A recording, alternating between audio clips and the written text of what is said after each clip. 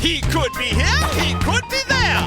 In Peru or Kathmandu. Let's take a look at the clues. Where in the world is Lamar Odom? He's holed up in a house 100 miles from LA with two women, one of whom he's having sex with as they do crack all day long. Oh, well, that was easy.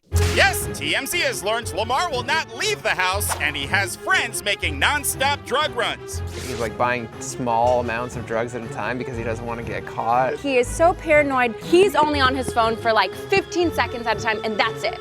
He doesn't want anything to be traced back to him. That's what happens. You get paranoid when you do crack. Breaking crack! Breaking Lamar, no!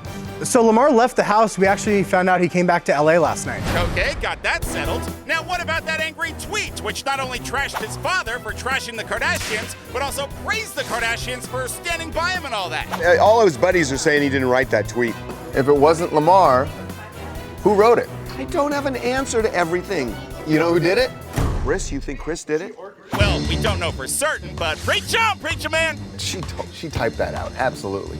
She said, Chloe, give me the password. It's an interesting theory, Sherlock, but I don't know.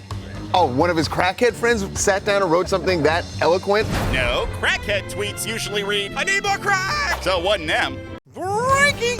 Really? Again? So no, we actually found out Lamar really did send the tweet. He called the Kardashians and told them that he was going to do it. Ah, so maybe there is hope for Chloe and Lamar on their 4th wedding anniversary Friday. Well, they could go to the Olive Garden. Do they have crack there?